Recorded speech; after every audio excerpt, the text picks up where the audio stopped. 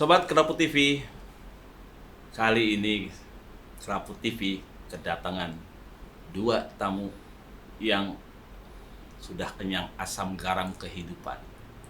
Kelihatan dari tampangnya kan. Kita ini yang asam yang mana, yang garam yang mana? Di sebelah kiri saya ini Mas Pong Hardjatmo.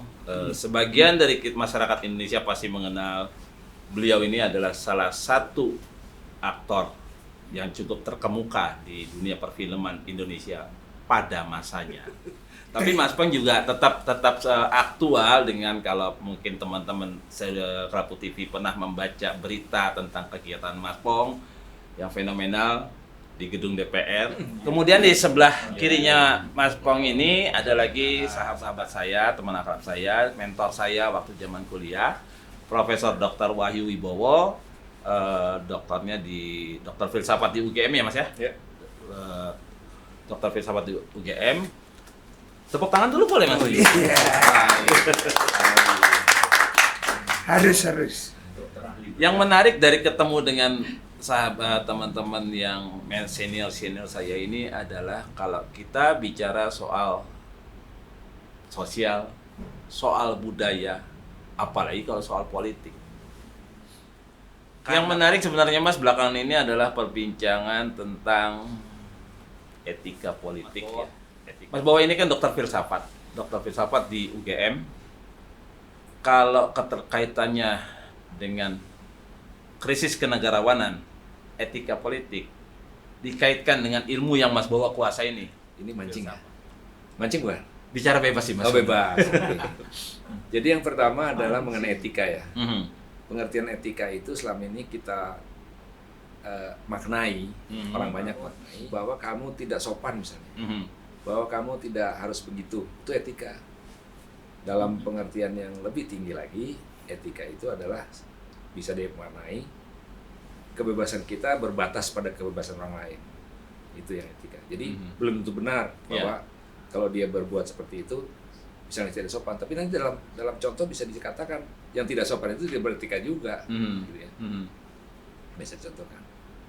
Contohnya adalah yang keputusan MK ini, ya berkaitan dengan lolosnya Gibran ini. Nah, bukan tidak boleh lolos, bukan tidak boleh muda, bukan itu. Tapi kalau tentang muda, pada zaman dulu sejak 5 abad sebelum Masehi, jauh amat. Aristoteles mengatakan bahwa yang muda itu jangan main politik dulu deh. Sudah di warning kita oleh beliau itu. Pada zaman abad 5 sebelum Masehi ada apa itu? HP juga belum ada, Mas. Nah, mengapa? Karena orang muda itu baru bisa mengabstrasikan ilmunya. Jadi kalau dia insinyur baru bisa mengabstrasikan ilmunya sebagai insinyur. Kalau dia ahli ekonomi, dia baru bisa mengabstrasikan ilmunya. Tapi dia belum merasakan bagaimana sebetulnya ilmu itu. Baru bisa mengabstraksikan sebagai sarjana itu tadi ya. Dalam bahasa sederhananya kematangan belum dapat ya? Belum, kematangan hidup itu. Makanya banyak peristiwa di Indonesia sebelum pemilu, banyak politisi muda yang terlibat korupsi misalnya. Nah itu kan berkaitan dengan etika. Nah di situ. Nah etika sendiri dilandasi pada nilai moral. Jadi kalau nilai moral itu adalah yang harusnya dijunjung tinggi, tapi kemudian tidak ditampakkan, maka terjadilah krisis etika seperti sekarang ini.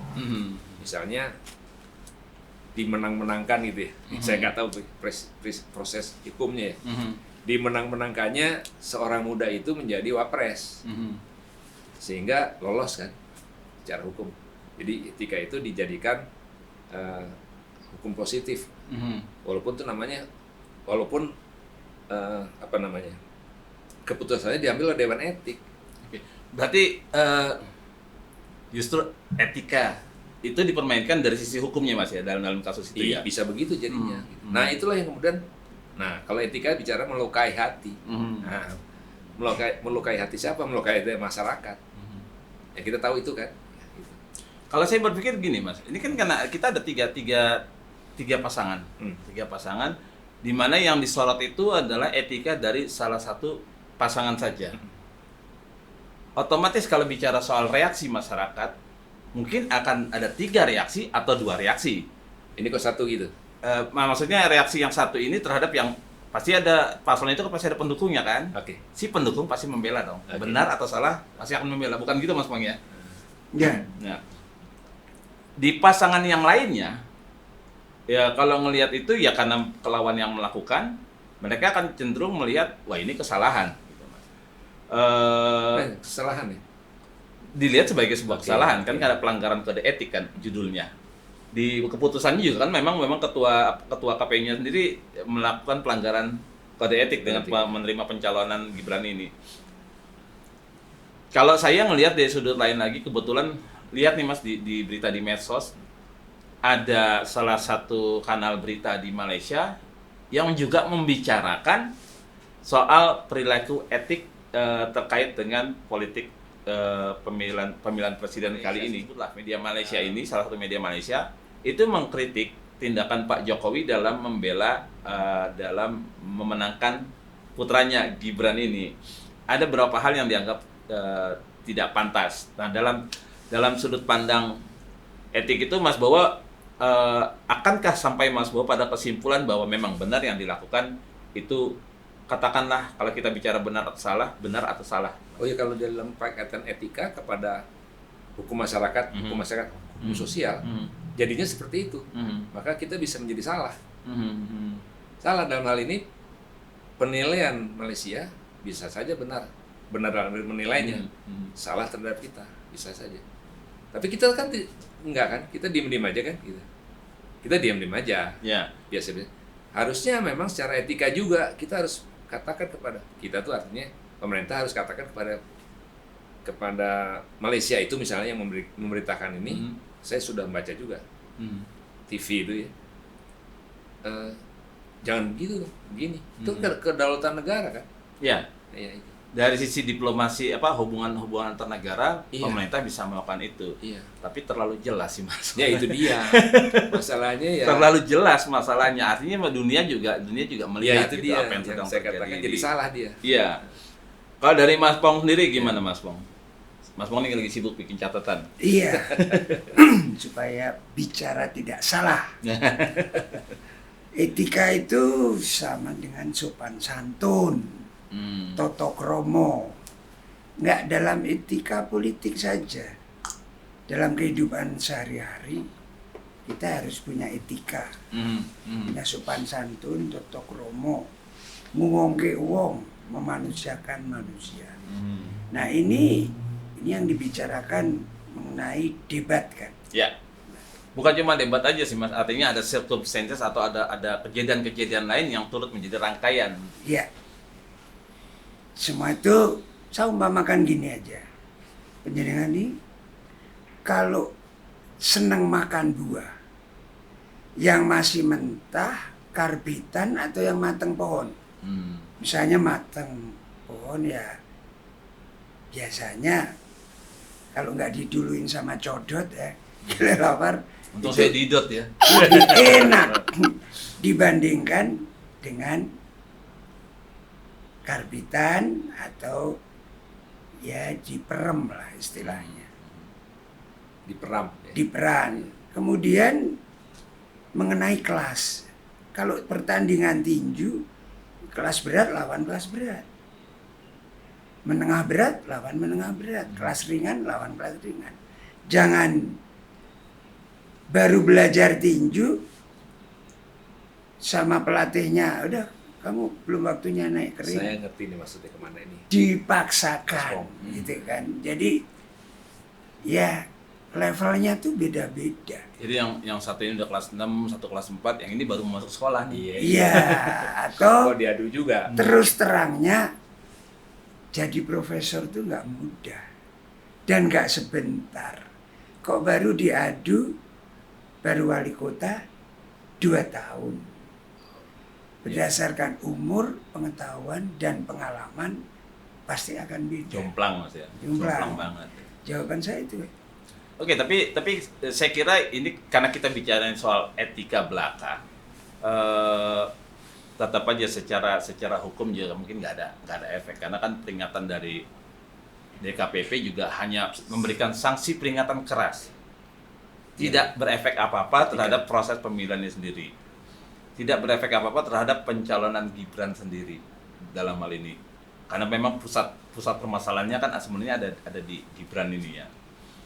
Oke, itu kalau kita bicara soal ini Mas ya, kalau kita bicara soal etika. Tadi saya sebutkan di depan itu tentang krisis kenegarawanan ini. Nah, ke sana ya. Ya, ini yang menarik. Kita hanya cenderung melihat bahwa Pak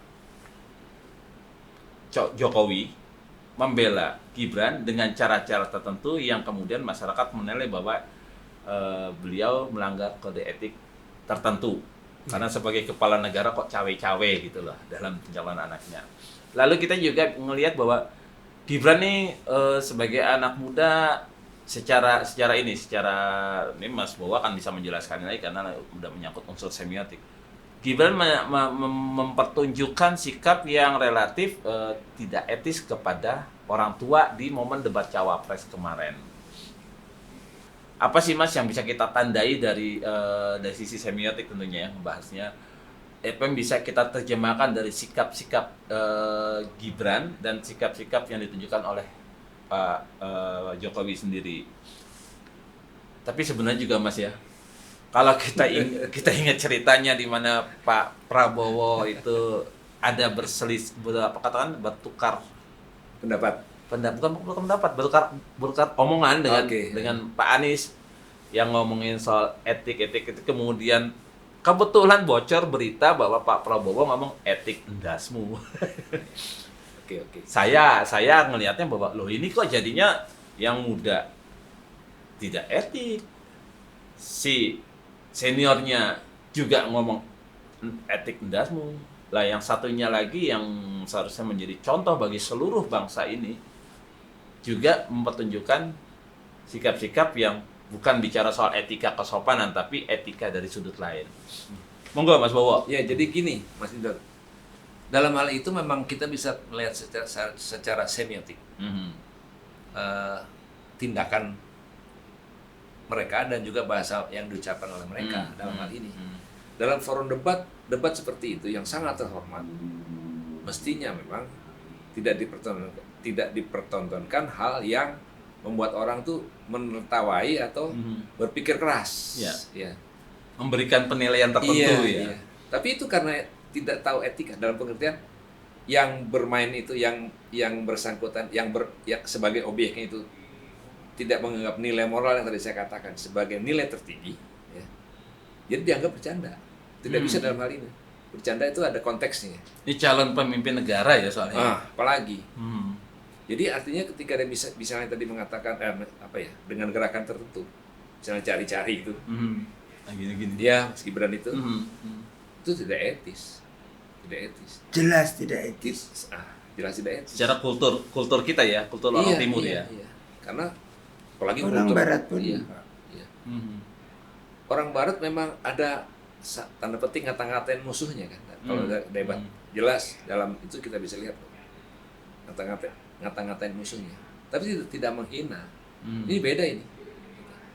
Nah, kita kalaupun menghina barangkali menghinanya secara verbal kata-kata, tapi tidak secara verbal visual, verbal tingkah laku. Ini kan verbal tingkah laku kan. Tingkah laku juga tidak boleh, verbal kata-kata juga tidak boleh.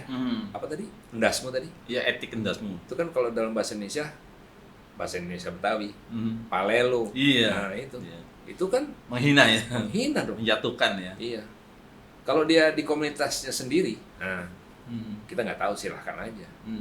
Ini di komunitas yang ditonton oleh orang se-Indonesia. Bayangkan. Jadi memang harus ada pendidikan etika ini bagi mereka sebenarnya. Ya kan? Jadi kalau saya nggak salah tangkap, saya bukan dokternya soalnya.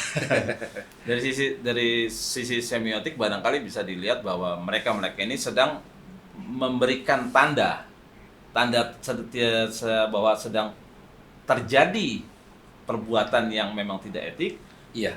tanda ini diterima, dimaknai oleh si masyarakat ini. Saya malah lebih menggarisbawahi bukan tidak apa tadi istilahnya Mas Dito tadi mengatakan tidak titik etika apa tadi Tidak mengindahkan etika. tidak mengira, saya malah akan menggarisbawahi tidak memahami justru. hati loh ya kan gitu.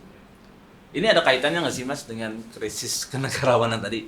Saya kebetulan memang lagi pernah saya bicara dengan salah Dirjen Kebudayaan, bicara juga dengan beberapa orang mengenai Pancasila sebagai dasar negara kita.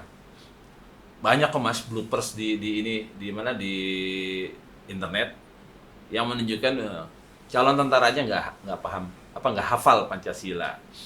Pak Prabowo sendiri pernah ada di satu momen menunjukkan tidak hafal Pancasila. Banyak sekali kasus. Ketika saya bicara dengan kawan saya Hilmar Farid, Dirjen Kebudayaan, dia bilang bahwa Pancasila itu sekarang bukan sekedar harusnya dipahami bukan sebagai hafalan, tapi sebagai kontekstual, relevansinya dengan kehidupan yang sekarang ini.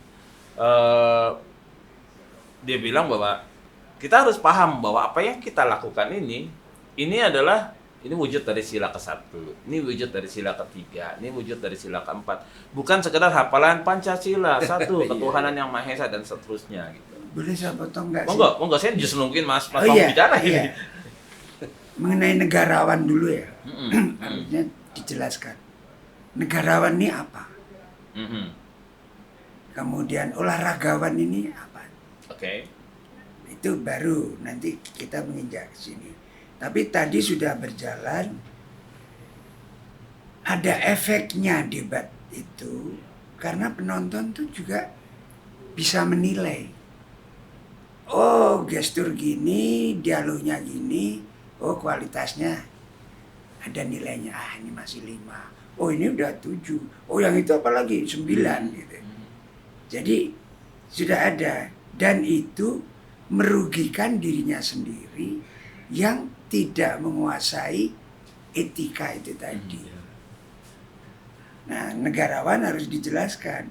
Negarawan seorang yang mencintai negara dan berani berkorban untuk negara.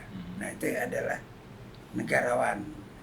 Nah, kalau tadi etika, ya ada sangkutannya. Kemudian mengenai Pancasila. Hafal boleh, tapi lebih penting menghayati, menjiwai, kemudian diamalkan. P4 ya dulu. Pancasila itu harus begitu. Dulu kan ada pedoman penghayatan dan pengamalan Pancasila ya. Tadinya, kok saya motong ya, nggak enak nih. Tapi lebih baik, ya saya tanya dulu, boleh nggak motong? Boleh Mas, ini cicet bebas kok. Oke. Saya potong lagi ya boleh? Iya. Tapi potongnya cuma pembahasan. Jadi memahami Pancasila itu yang selama ini kita pahamkan, kita berikan pemahaman, paham kan? Pancasila sebagai ideologi negara. It's okay. Karena itu kan baik berkaitan dengan ketatanegaraan. Tadi itu negarawan. Itu juga kan sudah diakui dunia bahwa itu yang terbaik gitu kan. Satu lagi yang sering orang lupa, Pancasila sebagai filosofi bangsa itu yang sering lupa. Harus dilihat dua hal itu. Gitu. Saling ada keterkaitan satu sama lain. Tadi Mas Pang mau melanjutkan gimana Mas? Ini saya mau itu sedikit tadi aja. Bangsa kita ini sok keminter. Bener. Kebanyakan sok keminter. Tapi sebetulnya ya belum pinter orang lagi sok kok. Wajar kalau Mas Pang bicara gini. Ini dari sisi kesenimanannya beliau nih. Pasti ada tolok rasa sendiri dalam penilaian itu. Ini ya. Mas, jadi yang dibutuhkan oleh bangsa ini satu tadi etika, sopan santun, tata krama, sama jiwa yang sportivitas. Ya udah, jangan terakhir debat baru kayaknya minta maaf rendah hati. Tapi itu debat terakhir. Debat sebelumnya normatif itu. Iya, debat sebelumnya bebas saja. Kan malah ini kok saling menyerang. Kayak nggak ngerti gitu. Iya. Ya Mungkin Tapi- nggak itu Mas, kalau bapak permintaan maaf itu karena barangkali timnya menyadari, wah ini suara perolehan suara kita atau simpati kita turun nih setelah mereka melakukan tindak-tindakan yang dalam tanda kutip tadi menyinggung standar etik masyarakat, sehingga simpatinya berubah gitu. Ya, tadi saya mulai dari sportivitas ya. Hmm. Memangnya survei itu berdasarkan sportivitas. Karena kadang-kadang suka berlain-lainan dan jauh. Adalah salah satu lembaga survei yang selalu dimenangkan ya dia-dia aja. Padahal kenyataannya, nah itu kan nggak sportif. Kamu nggak ngeliat kenyataan. Kenyataannya jago kamu bikin Seperti itu. orasi nggak ada yang datang kok dibilang surveinya tinggi itu gimana kan? Survei pesanan kan Mas? Nah, Isunya begitu. Iya, jadi iya. etika atau tokromo itu masih ada hubungannya dengan sportivitas ini tadi. Kalau negarawan udah lebih tinggi lagi. Wah, mikirin negara bener. Mas, mungkin kalau kita ngomong soal etik, pada etik, sikap kenegarawanan, ini kan yang tampil tuh adalah orang dari beberapa generasi usia. Ya, Ada Pak Prabowo dan Pak Profesor Mahfud yang relatif memang usianya sudah usia matang. Kemudian Mas Ganjar, Mas Anies dan Mas Caimin ada di usia dewasa itu. Lalu ada Gibran. Ketika terjadi pertunjukan yang menunjukkan dinamika pendapat soal etika itu, saya ingin bertanya sebenarnya sejak kapan sih harusnya kita belajar? Manusia atau manusia Indonesia lah belajar tentang etik. Sejak kecil kah? Sejak sekolah kah? Atau mungkin kalau kita mesti ambil, kita tarik agak melompat sedikit nih Mas. Saya pribadi mengalami pendidikan moral, etik segala macam kan pasti dari keluarga dan orang tua dan juga dari dan sekolah. Tapi juga ada hal-hal lain di luar itu yang saya juga belajar dari kebudayaan, misalnya dari lagu lah, dari film dan segala macam. Mas Pong masih ingat lagu itu kan? Iya. Kulihat ibu pertiwi sedang bersusah hati. Kalau saya ngelihat syair lagu itu, nanti bisa dilihat di caption kalau ada sebagian sobat Cloud TV yang tidak atau belum hafal lirik ini, harusnya sih hafal ya. Saya ngelihat bahwa permasalahan ini sebenarnya sudah dilihat ya oleh pencipta lagu itu, visioner banget gitu. Bahwa itu masih selalu relevan dengan perjalanan bangsa ini. Gimana Mas, menurut Mas Pong? Dan saya mau jawab yang pertama dulu ya.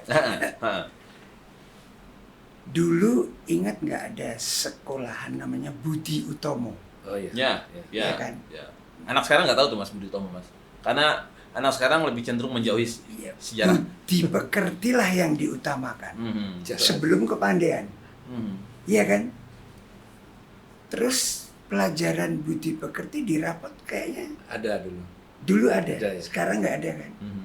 Jadi kalau etika ini amburadul, jangan salahkan si anak ini. Mhm. Karena di sekolahan pun udah dihapus.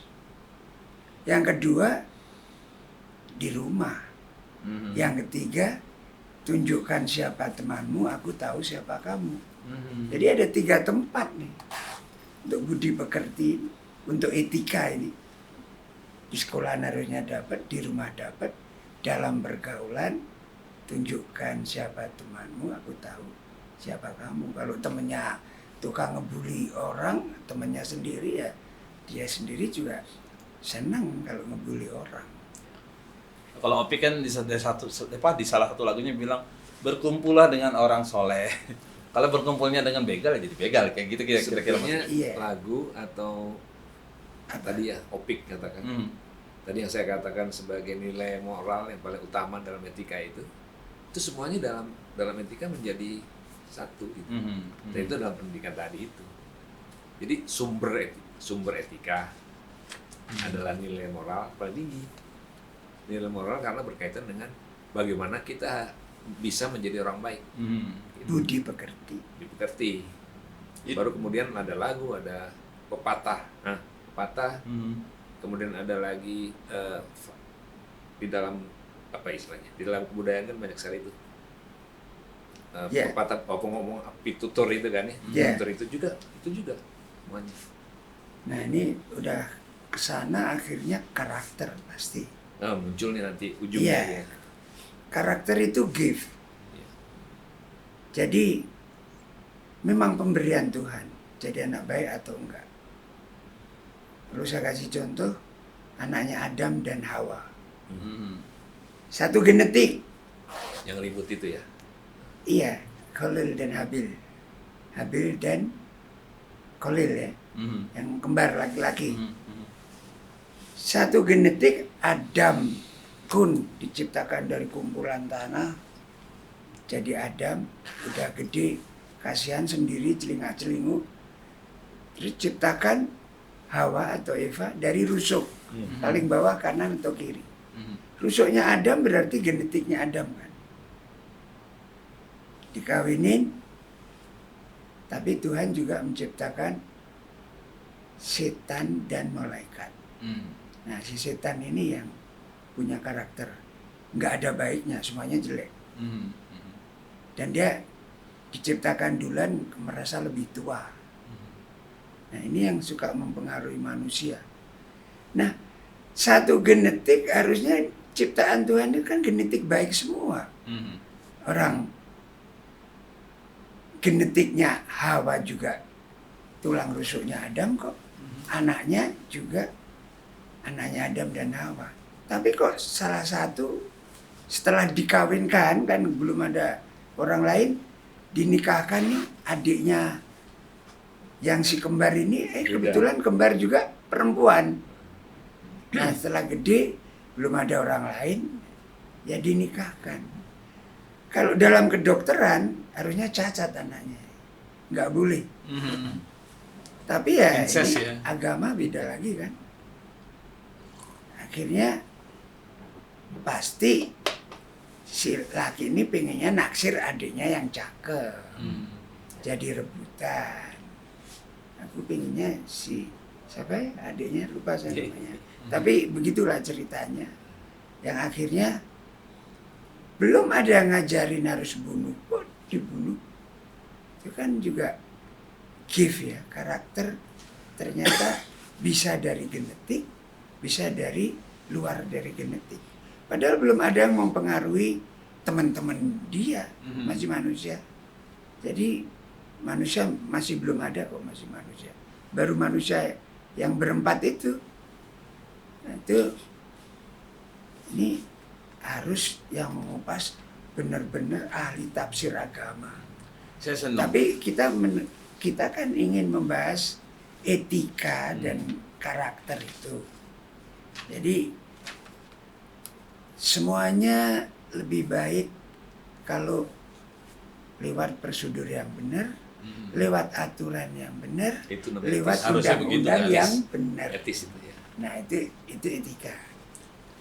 Dari saya segitu. Saya suka nih Mas Pong coba ngelihat dari dari sudut religi, dari sudut agama. Iya harus. Nah, Karena Prof Mahfud itu jago. Iya, betul. beliau kan tokoh NU. Iya. Kebetulan kita sama-sama pakai ini ya Mas ya, sahabat Mahfud. Oh iya.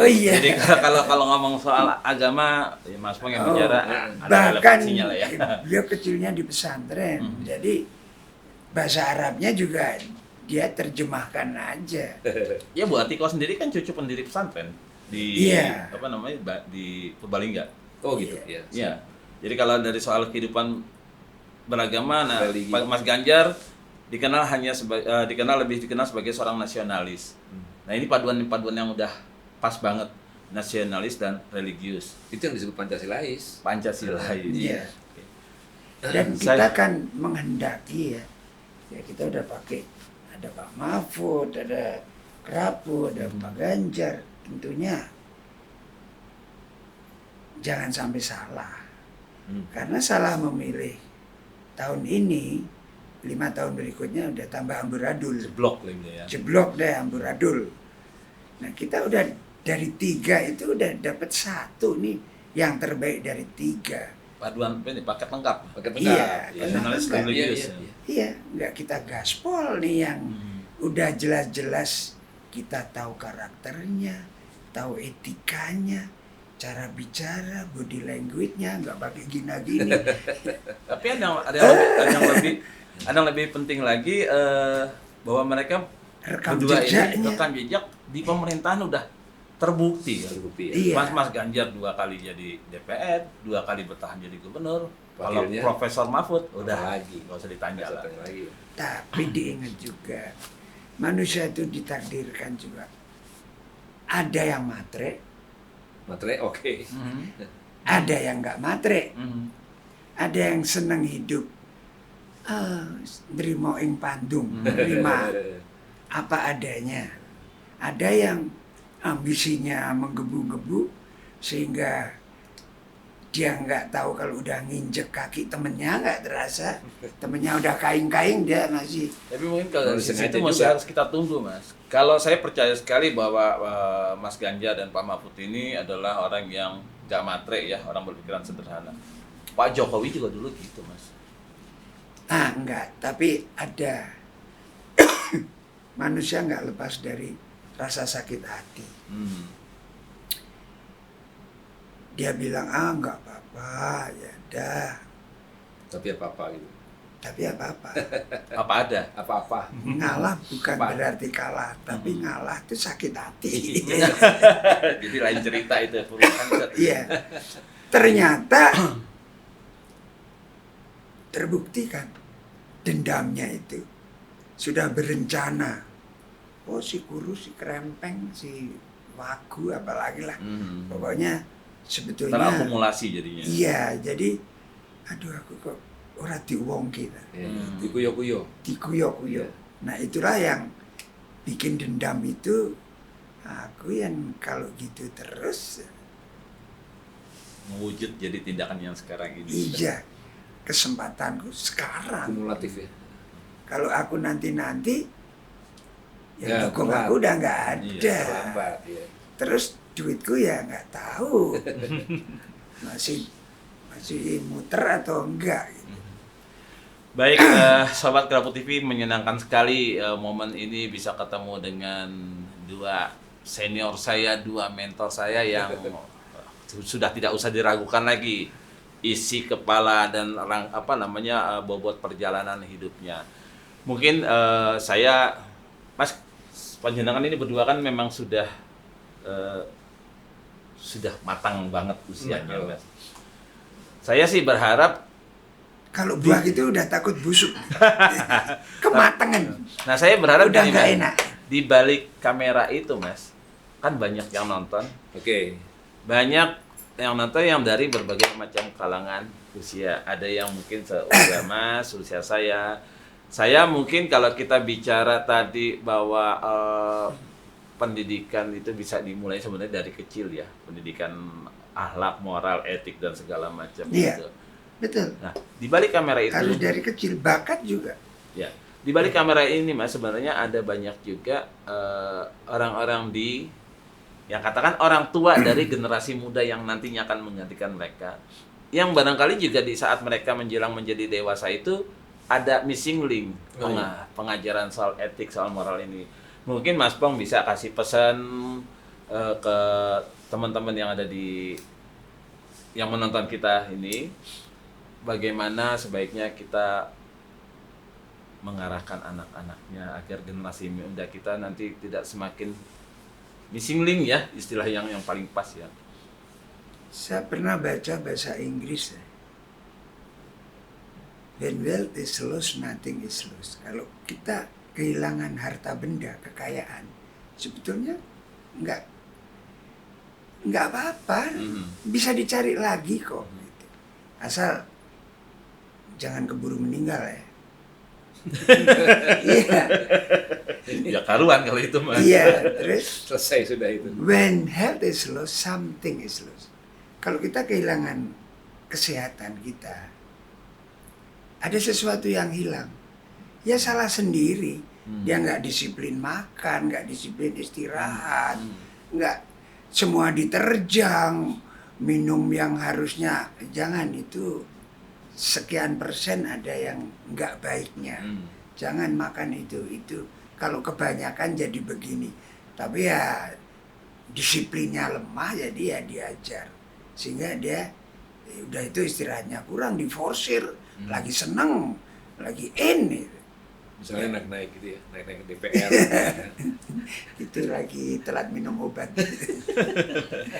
Naik gedung DPR tuh, naik PNI itu loh. Iya. Aduh, saya aja nggak berani kok. Ya itu. Terus. Nah, itu karena disiplin terhadap dirinya sendiri, sehingga jangankan yang kita seneng, kita makan kebanyakan aja, kekenyangan aja nggak enak kok. Pokoknya jangan over deh, ya. Tapi yang paling parah, when character is loose, everything is loose. Kalau kehilangan karakter, berarti kita kehilangan Segalanya. kehilangan segalanya. Itu yang penting, itu jaga karakter, budi pekerti, toto kromo, unggah ungguh, mewongke uwong. Di Jawa Tengah masih berlaku.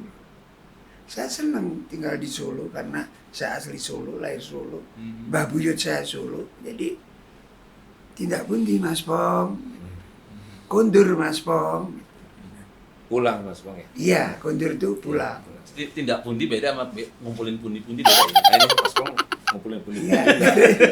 Tapi tiap daerah itu kan body language-nya sama bahasanya beda. Di Jawa ada bahasa halus, sedang kasar. Kromo ngoko. Iya. Tapi di Jakarta yang halus yang mana?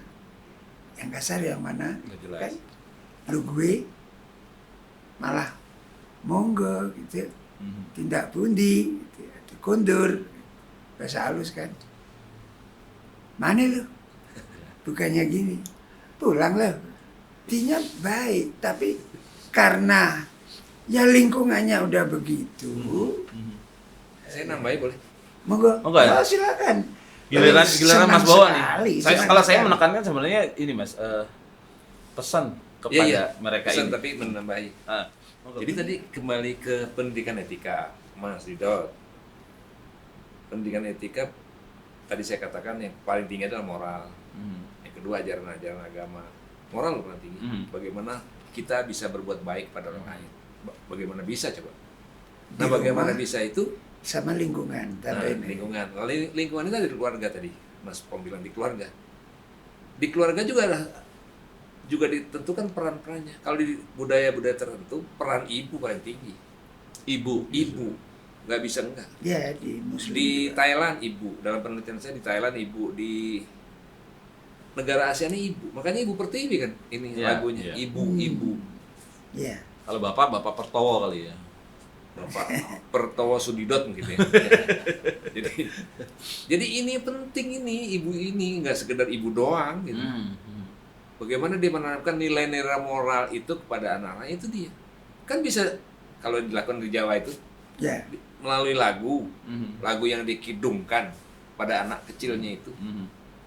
Sebelum tidur kan nembang dulu tuh ibu-ibu kan dulu zaman ini kan. Ini apa, Bu? Ya. Pakai bahasa Jawa saya nggak kenal juga. Ya. Tak lila-lila lidu. Nah misalnya gitu. Kalau ada konflik keluarga, ibu juga yang muncul. Ya. Bapak mah diem-diem aja. Bapak sok tahu aja gitu. Padahal dalam kebudayaan tradisi, bayangin, budaya dan tradisi paling tidak di ASEAN, itu peran ibu sangat tinggi untuk hal-hal yang sifatnya etika. Nggak ada lagi. Padang. Ya, padahal. Gitu Mas Kalau tambahannya. Batak, Bapak. Bapak kan kadang-kadang kayak Mas Pong gitu kan, jalan-jalan terus kan. Itu soal pengaruh ibu ada nggak di balik itu? Maksudnya gimana? Di balik kasus yang terjadi belakangan? Oh iya, kalau dalam konflik dia lari ke ibunya. Konflik itu di rumah tangganya dia ke ibunya. Dan ibunya bisa juga, ibunya yang kalau biasanya kan di kampung-kampung gitu kalau anaknya berantem, emaknya yang maju duluan. Itu juga harusnya itu juga dalam rangka menanamkan moral itu gitu, menasihati atau. Tapi mereka tunduk pada ibu karena tradisinya adalah tradisi ibu. Makanya Ibu Pertiwi lagunya kan. Ya. Gitu. Tapi ada juga bapak yang tunduk sama ibu. Oh itu sering ya kan. Oke, Sobat Kerapu TV, menyenangkan sekali bincang-bincang dengan dua senior saya, dua mentor saya ini. Insya Allah kita nanti akan bikin Ketemu lagi. akan ada sesi khusus di mana Mas Pong akan membacakan serangkaian puisi ciptaannya sendiri Dan juga menyanyi. Mas Pong ya. Iya. Kalau Ibu Pertiwi tadi disebut-sebut yang stansa 2, pemirsa ini udah apal belum? Isinya itu keren. Stansa pertama itu zaman penjajahan. Menangis ya. Menangis dan merintih Melihat, dan berdoa. Ini lagu no name. Karena ada lagu gereja yang iramanya hampir sama seperti ini. Terus no name lah, lagu barat ada juga iramanya begini. Nah, yang stansa kedua itu Pesannya. pencipta lagunya. Oh. Pesannya itu bukan zaman penjajahan lagi. Karena syairnya sudah ini Tuhan memberikan anugerah Kekayaan. sumber daya alam. ya. Itu bukan Untuk disia-siakan hak atau kamu. dikeruk ya. Iya, untuk golongan atau kamu jual habis-habisin ke luar negeri. Enggak loh, ini Pesan buat moral juga. anak cucumu nih yang harus menikmati. Pesan moral itu. Iya. Jadi stansa kedua begini. Kulihat Ibu Pertiwi, kami sedang berbakti. Lihatlah putra-putrimu menggembirakan ibu. Ibu kami tetap cinta. Putramu yang setia menjaga harta pusaka untuk nusa dan bangsa. Ibu kan? Ibu lagi. Pesan moralnya berharga. Jadi kita bukan mengharap atau mendoakan atau mudah-mudahan, tapi kita ingin mewujudkan stansa kedua ini di zaman kepemimpinan Pak Kita Ganjar hidupkan. dan Prof. Mahfud MD. Karena menjaga harta pusaka untuk Berarti. nusa dan bangsa.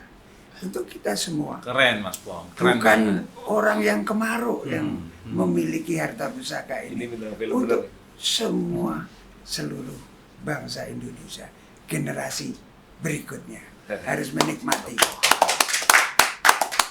Keren banget apa yang dibilang Mas Pong ini. Sobat Kerapu TV, sebentar lagi tanggal 14 Februari dari apa yang sudah kita bicarakan di sini, pesan dari Mas Bowo, Profesor Wahyu Wibowo dan Mas Pong ini pasti akan teman-teman bisa pahami dengan baik. Menjelang 14 Februari besok ini, pastikan pilihan Anda untuk memilih paslon yang mampu menjaga kebahagiaan Ibu Pertiwi. Gitu ya, Mas? Iya. Gak boleh Mas begini, Mas. Gak boleh begini, Mas. Jangan dulu lah, jangan dulu. Baik, Oh, oke. nggak boleh. Sampai jumpa Ya, lagi udah Sobat gini Kerapu aja TV. lah. I love you. I love you.